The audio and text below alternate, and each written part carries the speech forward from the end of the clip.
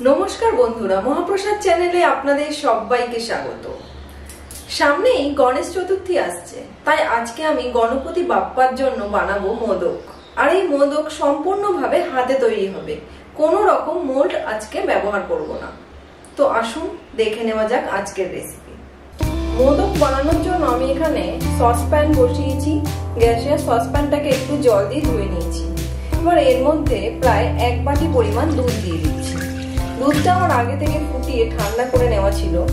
এখন জাস্ট দুধটাকে উষ্ণ গরম করব। দুধটা একটু উষ্ণ গরম হয়ে গেছে, যেহেতু আগে থেকে ফোটানো ছিল তাই এখন ফোটাবো না। একটু গরম হলেই দুধের মধ্যে 1.5 কাপ পরিমাণ মিল্ক পাউডার দিয়ে দিচ্ছি।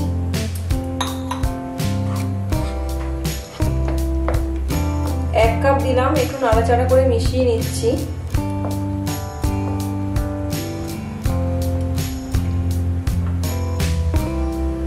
এবার আবার 1/2 কাপ দিয়ে দিচ্ছি।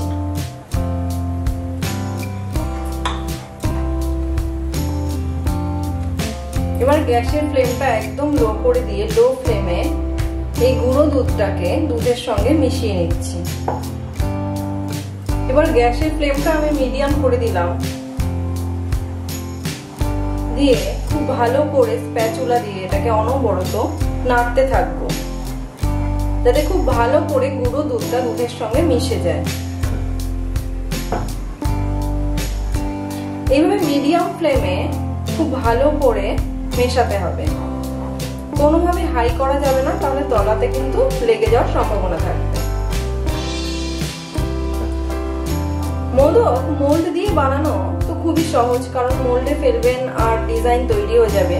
কিন্তু অনেক সময় মোল্ড আমাদের কাছে সবসময় থাকে না, তো তখন কি করে আমরা মোদক বানাবো আজকে সেটাই দেখাবো আজকের রেসিপিতে। আজকে আমি ক্ষীরের মোদক বানাবো। মোদক অনেক ধরনের হয়, তো তার মধ্যে সবথেকে সুস্বাদু যে মোদকটা ক্ষীরের মোদক, সেটাই আজকে বানাচ্ছি।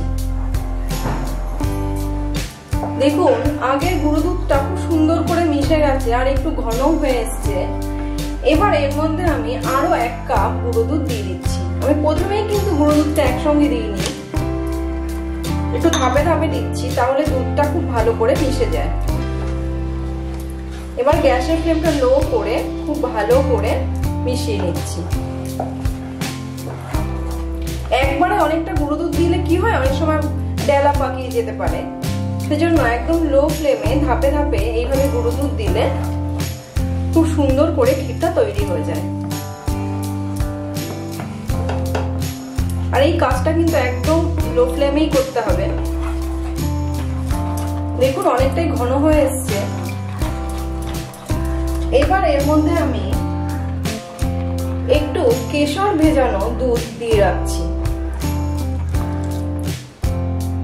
গরম দুধে আমি প্রায় 1 ঘন্টা মতো একটু কেশর ভিজিয়ে রেখেছিলাম। তার ফলে দেখুন কালারটা কি সুন্দর হলদেটে হয়ে গেছে, আর ফ্লেভারটাও কিন্তু খুব সুন্দর হবে। সেই কেশরের ভেজানো দুধটা এখন এর মধ্যে দিয়ে দিলাম।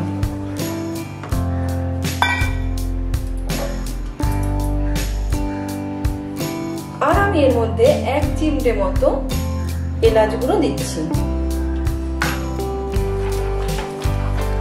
এবার মিডিয়াম ফ্লেমে এলাচ গুঁড়ো, কেশর দেওয়া দুধ সঙ্গে ক্ষীরটাকে খুব ভালো করে মেশাচ্ছি।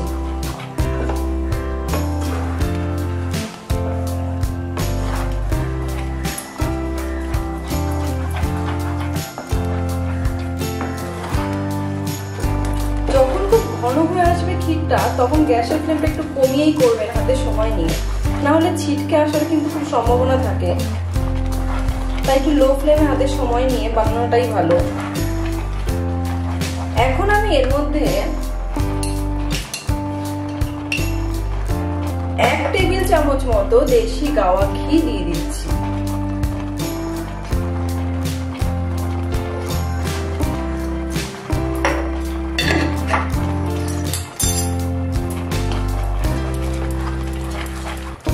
এই ঘিটা দেওয়ার ফলে ক্ষীরের টেস্টটা যেমন ভালো হবে একদিকে, অন্যদিকে কড়াই থেকে খুব সহজে ছেড়েও আসবে।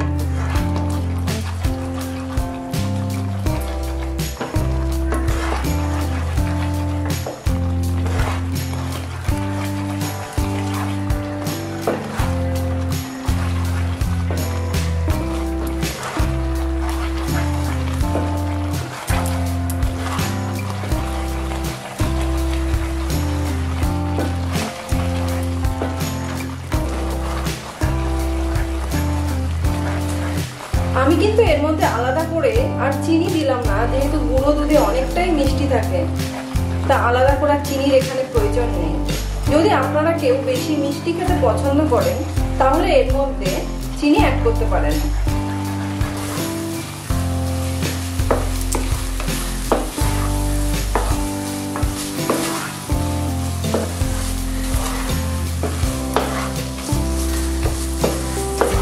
প্রায় হয়ে এসছে, দেখুন আর একটু হবে। একদম শক্ত করবো না, কারণ ঠান্ডা হয়ে গেলে এটা কিছুটা শক্ত হয়ে যায়। আর কড়াই থেকে দেখুন কি সুন্দরভাবে ছেড়ে এসছে ঘিটা দেওয়ার ফলে। এবার আমি এর মধ্যে 1 টেবিল চামচ মতো কর্নফ্লাওয়ার দিয়ে দিচ্ছি। আমরা কর্নফ্লাওয়ারের পরিবর্তে অ্যারারুটও দিতে পারেন বা একটু ময়দাও দিতে পারেন।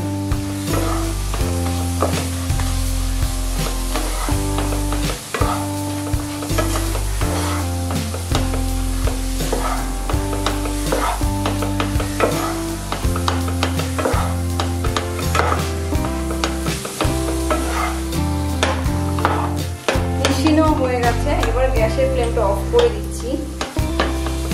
এবার এটাকে একটা প্লেটে আমি নামিয়ে নেব।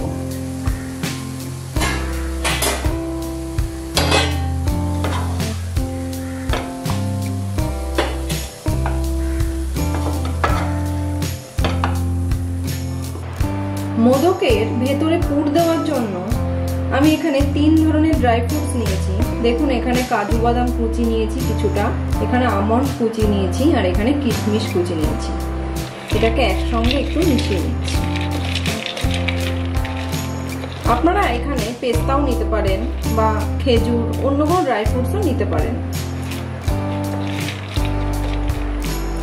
এবার এর মধ্যে যে ক্ষীরের মোদকের জন্য যেটা বানিয়েছিলাম না ক্ষীর, সেখান থেকে একটু নিলাম, নিয়ে হাতে একটু ম্যাশ করে এর মধ্যে দিয়ে দিচ্ছি।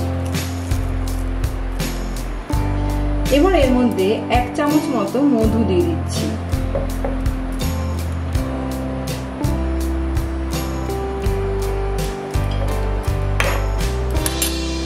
দিয়ে খুব ভালো করে এটাকে মেখে নেব।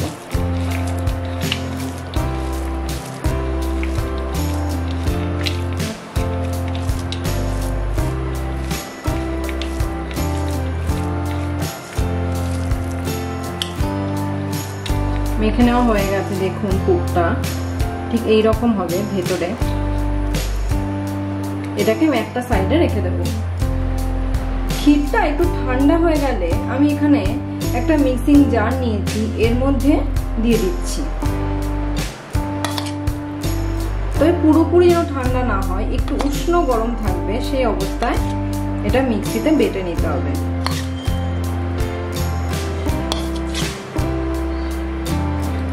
দেখুন আমি এটা মিক্সিতে বেটে নিয়েছি, আর বেটে নেওয়ার ফলে কতটা স্মুথ হয়ে গেছে দেখতেই পাচ্ছেন। তো এটাকে আমি একটা বোলের মধ্যে রাখছি।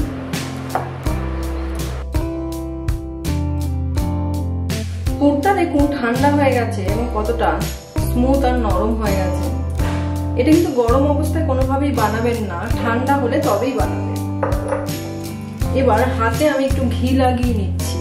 ঘি লাগিয়ে নিয়ে এখান থেকে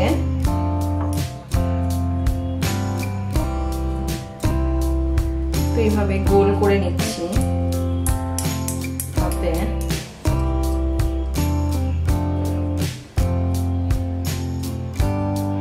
খুব আলতো করে কাজটা করতে হবে।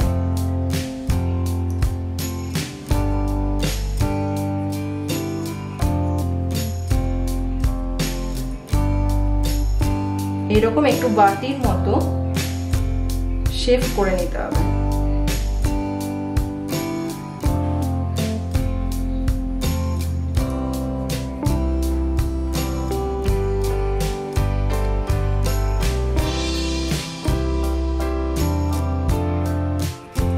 এবার এর মাঝখানটাতে যে পুরটা আমি বানিয়েছিলাম সেখান থেকে একটু পুর দিচ্ছি।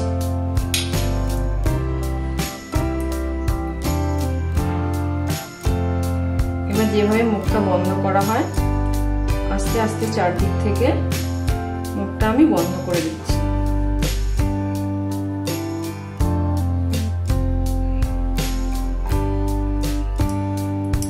খুব সুন্দর করে হাত দিয়ে, যেহেতু মোল্ড নয় হাতেই বানাতে হচ্ছে, তাই টাইম নিয়ে সুন্দর করে যত্ন করে মোদকটাকে বানাতে হবে।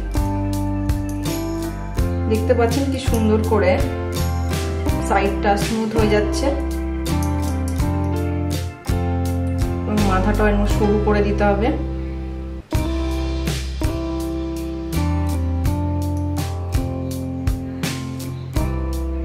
এবার একটা চামচের যে সাইডটা না, সেটা দিয়ে আমি একটু হালকা করে করে ডিজাইন করে দিচ্ছি, খাঁজ করে করে।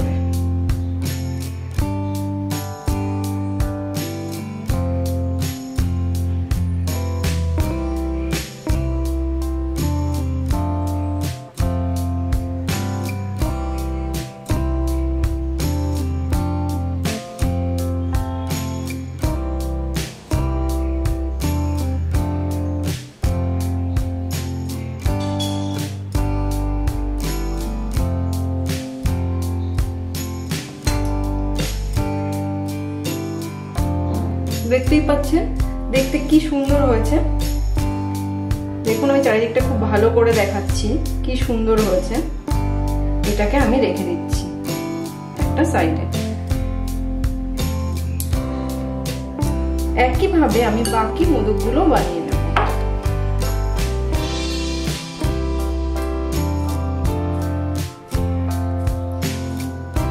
মোল্ড দিয়ে একটু তাড়াতাড়ি হয়, কিন্তু হাতেও খুব সুন্দর কিন্তু হয় একটু যত্ন নিয়ে বানালে।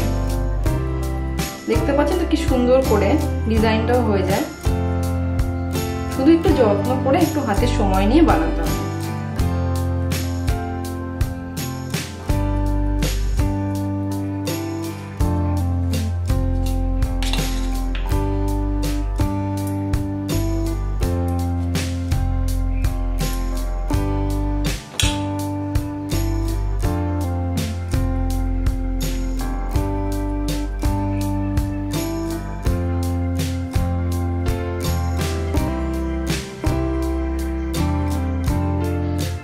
গণপতি বাপ্পার কিন্তু এই মোদক ভীষণ প্রিয়, মোদক হোক লাড্ডু হোক ভীষণ প্রিয়।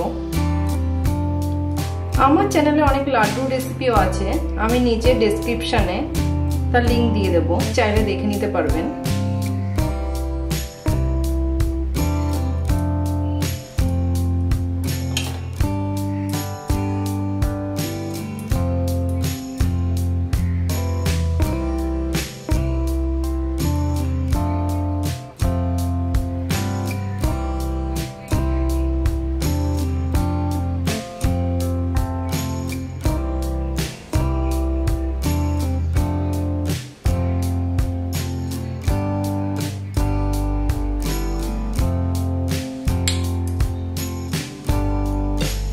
এই দেখুন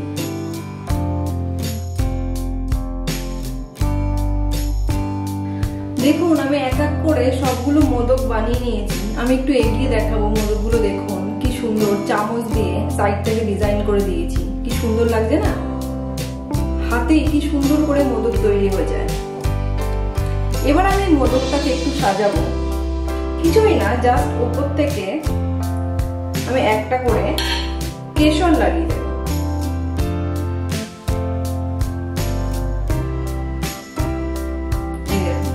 উপর থেকে জাস্ট একটা করে কেশর লাগিয়ে দিচ্ছি।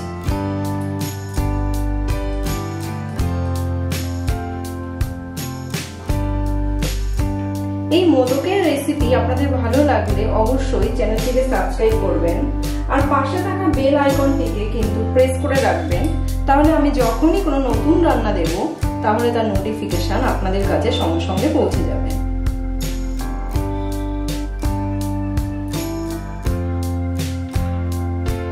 দেখুন কেশরগুলো লাগানোর জন্য কি সুন্দর লাগছে না আরো দেখতে। আপনারা এই কেশরের পরিবর্তে একটু পেস্তাও লাগিয়ে দিতে পারেন। আমি কেশর লাগিয়ে দিচ্ছি।